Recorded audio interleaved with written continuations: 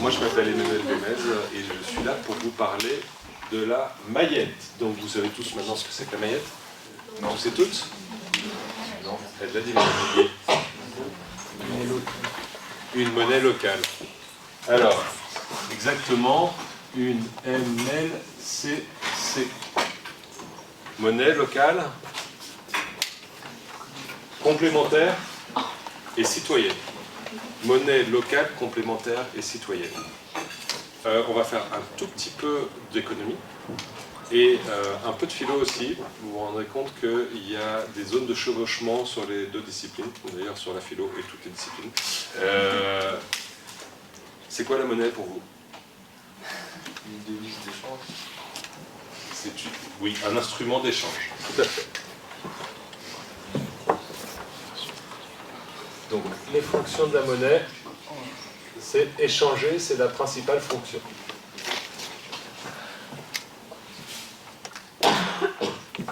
Ouais. C'est ce qu'on utilise pour donner de la valeur aux choses? Exactement. C'est ce qu'on utilise pour mesurer, en fait. Donc, et ça, c'est une fonction qu'on oublie très souvent et qui est essentielle.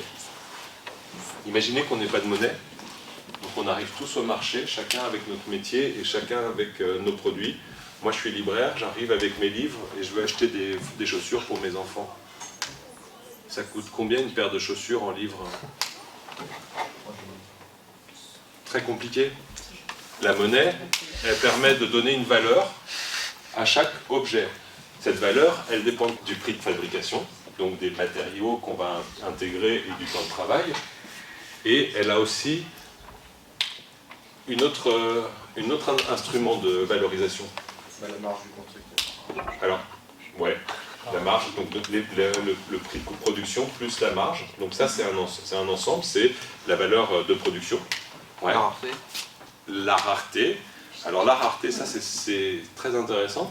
Donc la rareté, elle augmente la valeur. Pourquoi? Parce qu'on est dans un jeu d'offres et de demandes, de marché. Et si la demande est plus importante que l'offre, le prix va augmenter. Si la demande est inférieure à l'offre, le prix va baisser. Et ce, quelle que soit la valeur de la production. Vous avez dû entendre parler dans la presse depuis 3 ans, assez régulièrement, le prix que vous achetez, le prix du lait que vous achetez au supermarché est inférieur au coût de production des fabricants de lait, des producteurs de lait. Et donc, ça, c'est bien le jeu de l'offre et de la demande. Il y a une dernière fonction à la monnaie. Épargner. Eh oui. Eh oui, épargner. Alors on dit stocker. Pourquoi? Si on n'avait pas de monnaie, qu'est-ce qu'on fait pour épargner? Bon, on va garder du blé par exemple, dans des greniers. Mais si j'épargne pour ma retraite et que j'ai 25 ans, je ne vais pas pouvoir garder mon blé jusqu'à 65 ans. Il va pourrir. Si je suis cordonnier, je ne peux pas garder des paires de chaussures jusqu'à ma retraite. Déjà, il faudra que je les vende pour avoir de l'argent, et puis elles seront démodées. L'avantage de la monnaie, c'est que ça permet de stocker pour quand on en aura besoin, pour si un jour on est malade, ou pour si on veut faire un investissement, acheter un outil pour son entreprise ou une maison pour sa famille. Ça, ce sont les fonctions essentielles de la monnaie. Qu'est-ce qui donne sa valeur à la monnaie?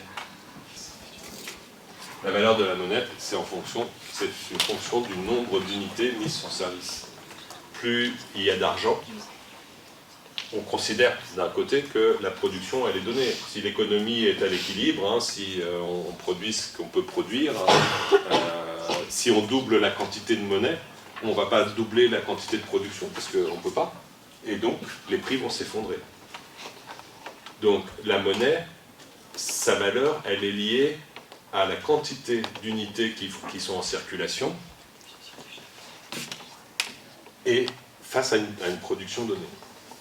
Ok, on va pas aller beaucoup plus loin sur les notions purement économiques, mais je voulais quand même que vous ayez ces fonctions en tête. Elles sont essentielles pour comprendre pourquoi on fait une monnaie locale. Pourquoi, à votre avis, on crée une monnaie locale alors qu'on a de l'euro? Alors je vous rappelle, c'est la semaine du développement durable.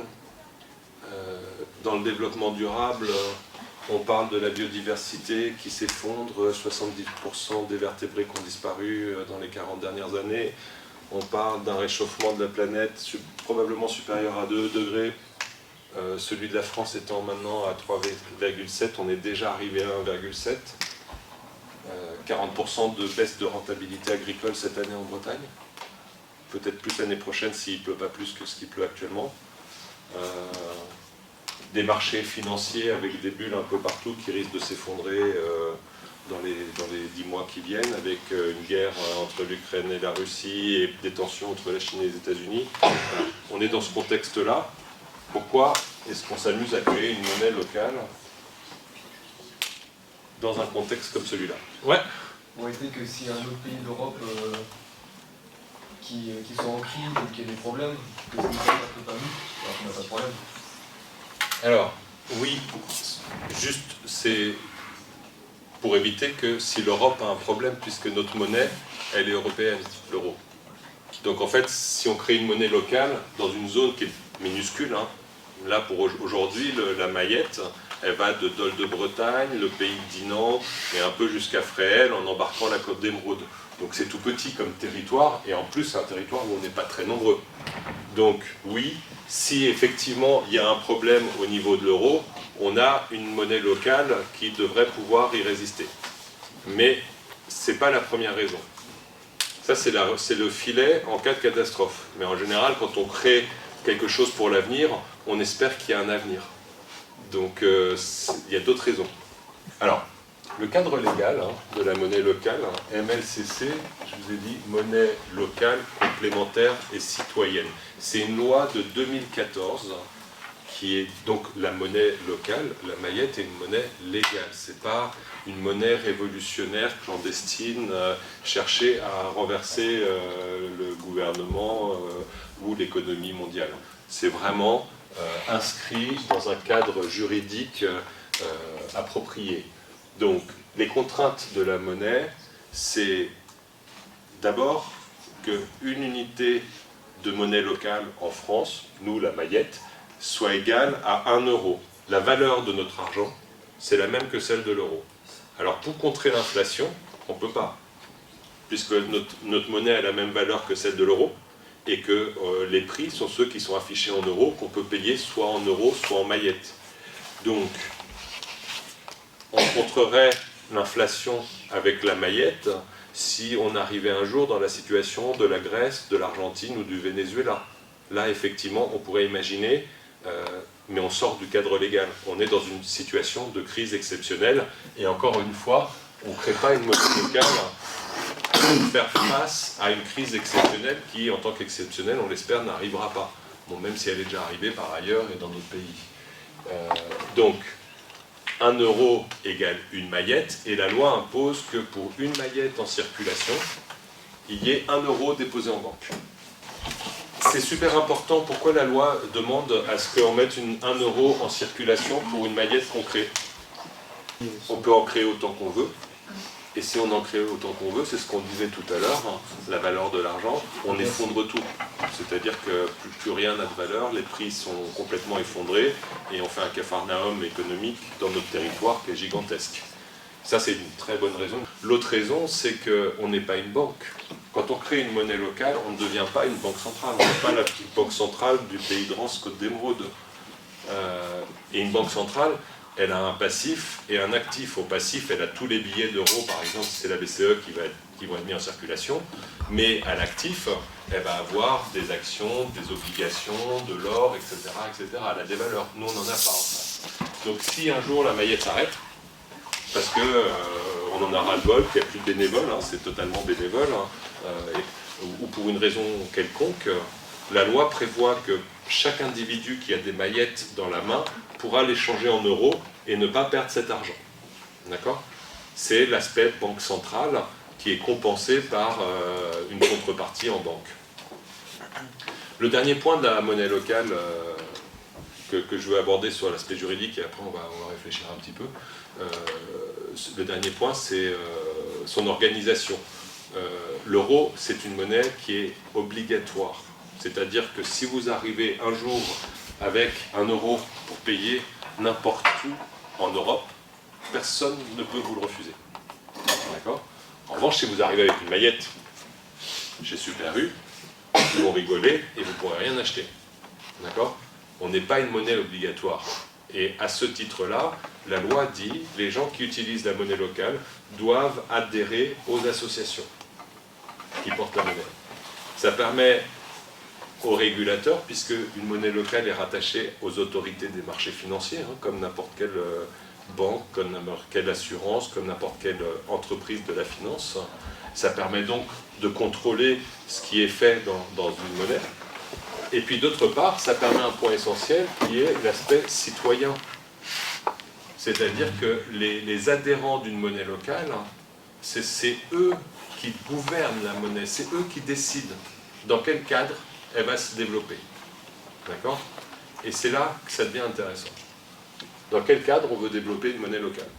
En fait, par la monnaie locale, pratiquement toutes les monnaies locales font la promotion d'une économie locale et de circuits courts.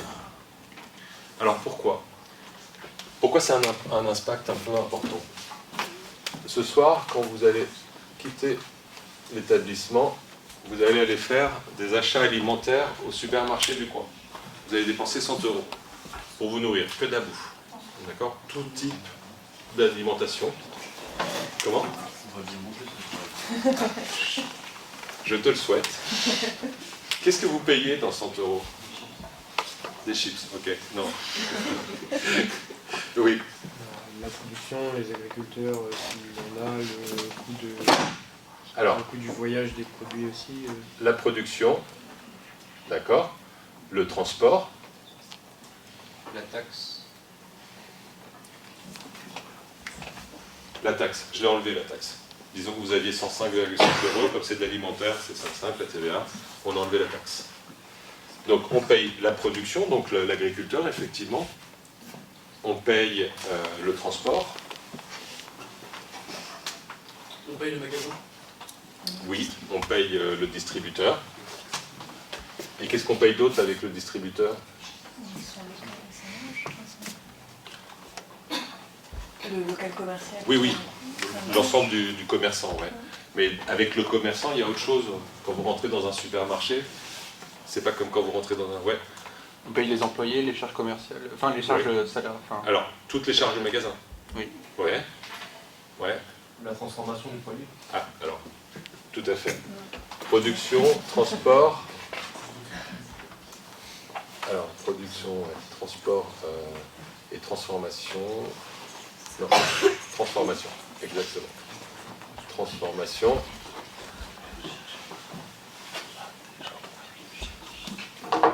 Donc à chaque fois, là-dedans, il y a plein de choses, hein. Il y a du salaire, il y a une transformation, c'est une usine Nestlé qui fait du chocolat, il y a des salariés, il y a des machines, il y a plein de choses, hein. Et donc, le dernier point important que vous payez dans vos 100 €.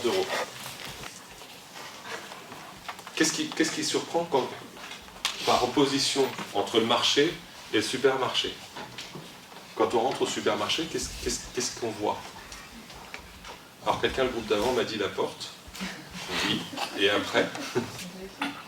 Voilà. Ça s'appelle le merchandising, le marketing.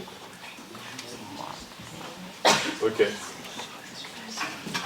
Donc ça, c'est un peu grosso modo ce qu'il y a dans les 100 €. Est-ce que vous pourriez me dire quelle est la part de tout ça? Production, agriculteur.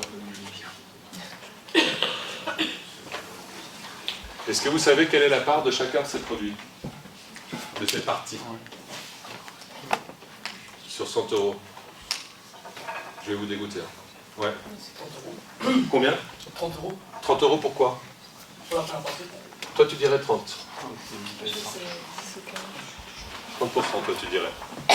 Ouais. Et pour le reste? Ce qui doit prendre le plus, la transformation et le marketing. Tu dirais combien? 100. 60 les deux? 30-30?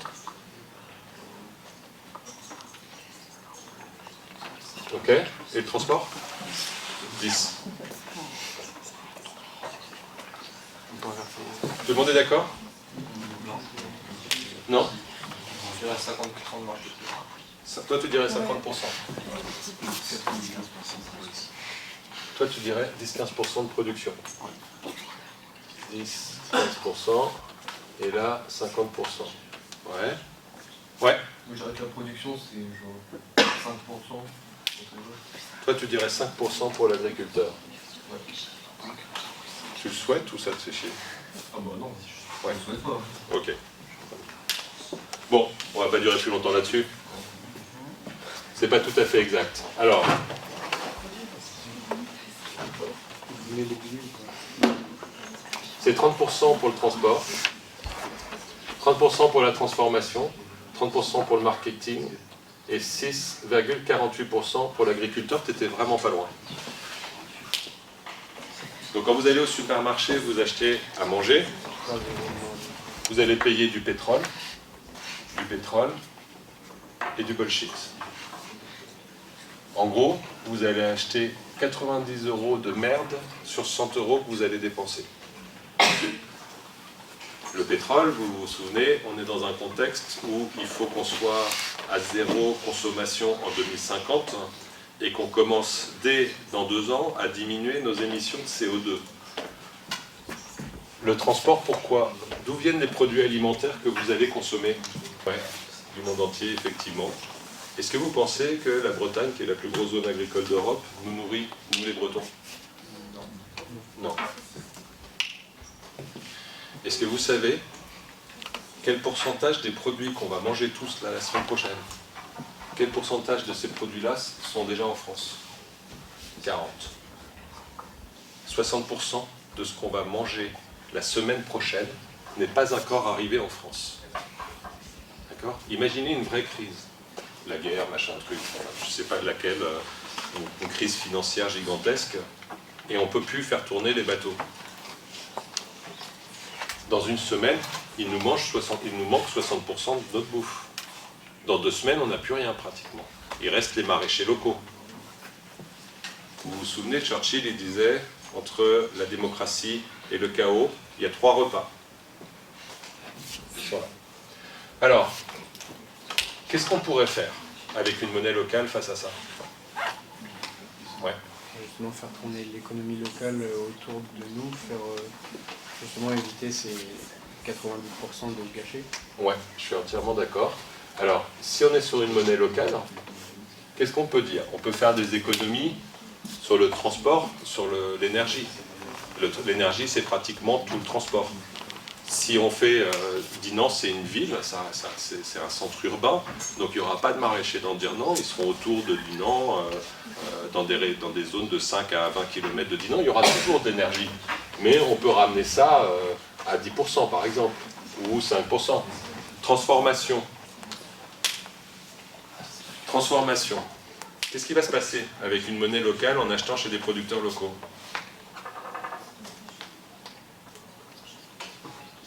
Alors, pas besoin forcément d'une transformation. Ils ne seront pas transformés les produits. C'est vous qui allez les transformer à la maison et qui ferez cuire vos carottes ou qui allez les râper tout seul. D'accord? Au passage, on économise les emballages. Des super carottes râpées dans un truc en plastique qu'on ne sait pas recycler correctement, etc., etc. Marketing. Vous avez un maraîcher du coin? Il y en aura beaucoup moins que dans des grandes surfaces. Tout à fait. Marketing, ça va être un site internet. Un maraîcher, il va avoir un site internet où il va mettre ses produits disponibles de la semaine pour ceux qui veulent venir acheter à la ferme directement, etc. Ça va être, je ne sais pas, 2%. Par rapport au coût de ce qu'on va acheter au supermarché, sachant que le marketing est fait par des grands groupes internationaux, des Publicis et autres. On a économisé combien là? Ok. Qu'est-ce qu'on fait? Qu'est-ce qu'on fait avec les 78? On était à 100 €, maintenant on est à 20 €. Voilà. Est-ce qu'on se dit, notre portefeuille va passer de 100 à 20? Non. On va payer plus justement les agriculteurs locaux. Ouais. On a économisé donc 78 euros. On pourrait se dire par exemple que le producteur il va passer à 40 euros au lieu de gagner 6,48 et que nous, au lieu de payer 100 euros, on va payer 38 euros. Le système marche bien. Vous avez économisé 62 euros et le producteur il gagne sa vie. Ça peut être fait. Qu'est-ce qu'on peut faire chez nous? Elle est complémentaire à l'euro, citoyenne et complémentaire. Complémentaire, ça veut dire que vous aurez encore de l'euro dans la poche et qu'il y a un certain nombre de choses que vous ne pourrez pas acheter en monnaie locale. Pourquoi? Parce que ça, là, c'est une technologie qui demande des centaines de millions d'investissements à développer, qui demande d'importer des matières rares du Congo, etc., de faire des batteries. Nous, dans le pays de Rennes, pays de Rance, Côte d'Émeraude, on n'est pas assez nombreux pour financer ça. C'est forcément à une échelle internationale. En revanche, qu'est-ce qu'on peut faire chez nous? Aussi bien qu'au Pakistan, en Chine ou au Vietnam. Qu'est-ce qu'on peut faire? Vous croyez qu'on peut faire qu'à manger en Bretagne? Des vêtements? Ouais, on peut faire des vêtements. Vous imaginez chez les jeunes, je ne sais pas auquel terminal vous êtes, mais il y a des jeunes qui ont envie de faire du design dans leur vie. Il y a une super école à Saint-Malo, on peut devenir designer, on peut faire des vêtements extrêmement modernes, dans des matériaux locaux, du chanvre, du lin. Avec du chanvre, on va restaurer des terres, ça permet d'installer des maraîchers. Avec du chanvre, on peut construire des maisons zéro carbone, des maisons passives, c'est un isolant absolument extraordinaire. Le jour où on quitte la maison, elle va se décomposer, elle n'aura pas d'impact sur l'environnement. Donc on travaille pour l'avenir, c'est moins cher, et on fait des vêtements avec. Donc on peut ne pas renoncer à la modernité, on peut ne pas renoncer à une part de plaisir dans nos consommations, celle du loisir. Quand vous achetez des vêtements, vous achetez tous des vêtements et toutes parce qu'ils vous plaisent, parce que c'est un design. Donc ça, on peut ne pas renoncer et le faire localement. Alors, ça coûtera plus cher, hein, mais c'est le même cirque, c'est le même process. Ça coûtera peut-être un peu plus cher, sûrement pas beaucoup plus cher, sauf que votre argent, il ira ailleurs. Au lieu de payer des intermédiaires et des grandes entreprises et du pétrole, il va payer les gens qui feront la production locale. Tu lèves la main? Oui. Ouais. Mais du coup, la maillette, elle sert à quoi? Parce que puisque l'argent, c'est la monnaie officielle et obligatoire, techniquement, on peut payer dans les entreprises locales avec de l'argent. Elle est légale en complémentaire. Donc toutes les entreprises qui vont adhérer à la maillette, et les particuliers, bien entendu, auront droit de l'utiliser. Donc quand tu utilises la maillette, tu vas pouvoir échanger sur des produits où, en tant qu'utilisatrice, tu vas décider quelle économie tu veux pour demain, pour ton pays. Oui, mais je peux payer avec l'argent dans une entreprise locale et ça revient mieux. Alors, c'est un autre point. On va passer à cette question-là. Pourquoi la maillette et l'euro est un peu différent là-dessus? Justement, la maillette permet de le rassembler, puisque tout le monde fait partie de l'association. Au final, on a la possibilité d'avoir un contact, etc., de le faire, alors que si on devait payer, on irait sûrement au supermarché. C'est une des très grosses raisons. C'est que la maillette, c'est une association par la loi, et donc c'est une monnaie citoyenne. C'est-à-dire que si nous, on décide là, on est tous les représentants de la maillette, on va décider ensemble. Vous allez pouvoir dire, vous... ah ouais, non, mais là, le type qui fait du chanvre, en fait, c'est un vrai con. Il fait venir des engrais azotés d'Angleterre, il pollue partout, on n'en veut pas. Ou alors, on peut être 50-50. Donc, on va avoir une discussion, on va se dire, mais ouais, mais en revanche, c'est vachement bien parce que grâce à lui, on a des vêtements locaux qui sont propres et qui viennent pas du Vietnam ou du Pakistan. Donc, on décide ensemble. C'est démocratique. L'euro, c'est pas vous qui décidez.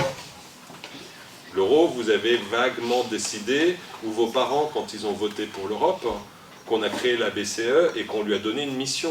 Vous pourriez, votre poids c'est 1 sur 450 millions d'Européens, essayer de voter pour des gouvernements qui décideront de changer un peu les règles de la BCE. C'est possible, mais vous n'aurez pas l'impact, jamais, que vous avez sur une monnaie locale, parce que c'est tout petit. Donc vous décidez. Donc ça, c'est un aspect important, c'est celui de la gouvernance. Il y en a un autre, je pense que vous ne pouvez pas le deviner. Je vais vous l'expliquer. Si moi j'ai 1 euro, j'ai 1 euro. L'économie, il y a 1 euro. Toi, je vais t'acheter quelque chose pour 1 euro. D'accord? Ça fera 2 en valeur. Non, ça fera 1. C'est le premier. Toi, tu vas acheter quelque chose pour un autre, avec ton même euro, tu le redépenses. Là, il fait 2. Oui, mais il a créé 2 de valeur. Toi, tu as gagné 1 quand je t'ai payé. Et, je ne sais plus ton nom. Maud, elle a gagné 1 quand tu l'as payé. Et puis, ainsi de suite. Autant de fois qu'on paye, avec cette même unité, on crée de la valeur. Vous êtes d'accord? Si une pièce d'1 euro, elle est dépensée 5 fois cette année, une pièce de 1 euro, si elle est dépensée 5 fois, elle crée une richesse, je déteste ce terme, un PIB de 5 euros. Vous êtes d'accord? Si elle est utilisée 20 fois, elle crée un PIB de 20 euros. D'accord? C'est ce qu'on appelle la vitesse de circulation de la monnaie. Tout à l'heure, on disait que la masse monétaire, la quantité, le nombre, c'est toi qui disais, le nombre d'unités de monnaie en circulation détermine la valeur de la monnaie. Mais en fait, ce n'est pas tout à fait vrai. C'est aussi sa vitesse de circulation. Plus une monnaie circule vite, plus elle passe de poche en poche, plus elle génère de la richesse. Ici, on a toujours 1 euro. À la fin de l'année, nous, notre économie, elle vaut 5. Ici, la fin d'année, elle vaut 20. Est-ce que vous savez quelle est la vraie vitesse de circulation de l'euro? Combien de fois 1 euro est dépensé par an?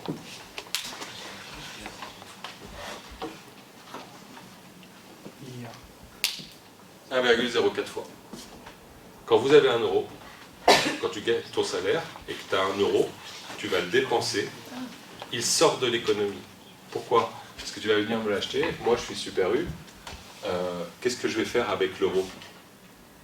Je vais le mettre en banque, directement. Et qu'est-ce que la banque fait avec 1 euro? C'est quoi le rôle de la banque? Elle prête de l'argent. La banque, elle crée de l'argent. Donc, quand je vais remettre mon euro à la banque, tout de suite, la banque, elle va l'investir. Elle va créer de la valeur. Donc, l'euro, il sort de l'économie. Et il ne sera utilisé qu'une fois. La valeur qui est difficile à calculer, mais des monnaies locales, aujourd'hui, c'est 6. C'est-à-dire que quand vous avez une maillette, à la fin de l'année, alors je vous dis des bêtises, parce qu'on n'a pas fait le calcul sur la maillette. On connaît les études qui ont été faites en général dans certains pays sur les monnaies locales, mais pas sur la maillette.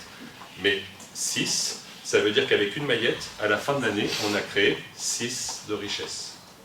Quand on veut développer notre économie locale, c'est-à-dire que non seulement on arrête de dépenser notre argent pour des choses qui ne nous apportent pas de bien-être, pas d'utilité, mais en plus, on va pouvoir consommer plus de choses qui, elles, ont de l'utilité. Puisqu'avec la même quantité d'argent, on va avoir plus de richesse. Et pour rester sur l'argent, et sur les banques, là, en fait, c'est pourquoi la vitesse est si basse, c'est parce que ça va à la banque. Et les banques, qu'est-ce qu'elles font avec? Elles investissent. Aujourd'hui, quand on crée une monnaie locale, on a des valeurs. Vous avez vu tout à l'heure, on a parlé des valeurs sociales, d'équité sociale. On veut que l'agriculteur gagne plus d'argent et que les fabricants de pétrole, les extracteurs de pétrole gagnent moins d'argent. De la même manière, on a envie de préserver notre environnement. Et aujourd'hui, les banques, elles investissent encore massivement. Cette année, la BNP, elle a été chopée par Oxfam pour avoir investi dans des mines de carbone, des mines de charbon, en Australie. Donc l'euro que vous avez gagné ou dépensé, non seulement vous le mettez à la banque et qu'il ne resserre pas une deuxième fois dans l'année, mais en plus il ne resserre pas parce qu'il va servir à financer des choses sur lesquelles on n'est pas forcément d'accord. Donc après, je ne connais pas vos avis individuels à chacun, puis on a tous notre position. Pour moi, c'est essentiel que j'ai la possibilité d'influencer ce à quoi mon argent va servir un jour. Et à quoi il va servir? Pour moi, si je mets ma contrepartie de maillettes, mes euros en contrepartie des maillettes sur certaines banques, il en existe en France, je peux avoir la garantie que ce sera investi dans des petites entreprises, dans du circuit court, dans de l'énergie renouvelable, et pas dans du charbon, pas dans du pétrole, etc. Et donc, la monnaie locale et citoyenne, elle sert à prendre le contrôle de notre monnaie et de se décider comment on veut influencer l'avenir. Comment on veut influencer l'avenir. Vous voyez un peu le processus, comment on fait ça? Y gagner. On va tous y gagner parce qu'on va déjà décider. Alors moi je suis comme ça, hein, j'ai envie qu'on émette moins de carbone, mais si vous n'en avez rien affiché, vous, et que vous avez autre chose à défendre, vous pouvez défendre autre chose dans la monnaie locale. Puisque c'est ça le principe de la démocratie et de la citoyenneté. C'est la majorité qui va se battre pour défendre ses valeurs. Je pense que sur celle de l'environnement, normalement, maintenant, on est tous d'accord. Donc aujourd'hui, c'est faible. Je reprenais là avec le groupe d'avant parce qu'on a fait une étude. Plortuis, vous voyez tous cette ville, Plortuis, 7000 habitants, hein, c'est une petite ville. Le revenu moyen des Plortuisiens, c'est le salaire moyen des Plortuisiens, c'est le salaire moyen des Français, 1900 €. Donc c'est une ville très moyenne, en tout. Je ne compte pas le revenu du capital, hein, donc les investissements, etc. Je parle que des salaires. Vous savez combien 7000 personnes gagnent de salaire en un an à Plortuis? En étant moyen, hein, c'est pas une ville d'ultra riche, hein, c'est pas un ghetto, ou d'ultra pauvre, c'est juste moyen.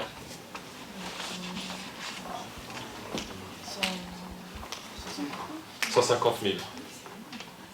Qui dit mieux? 1 million. 3 millions. Allez, 75 millions d'euros. Une ville moyenne de 7000 habitants qui gagne 1900 € par mois, pendant 12 mois, en 12 mois, ça fait 75 millions. 75 millions, vous imaginez?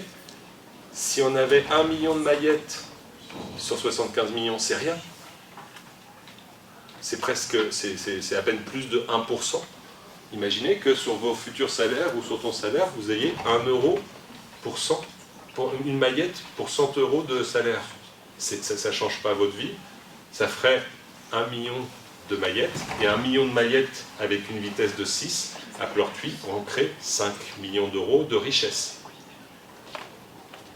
Sans travailler, hein. C'est de la richesse qu'on crée uniquement parce que notre pièce, ça va être dépensée plusieurs fois. Imaginez qu'on fasse ça au niveau du pays, France-Côte d'Émeraude, on pourrait très bien avoir 15 millions de maillettes. 15 millions de maillettes, ça représenterait tout le chi, ça représenterait dans vos salaires ou votre argent de poche une maillette tous les 100 €.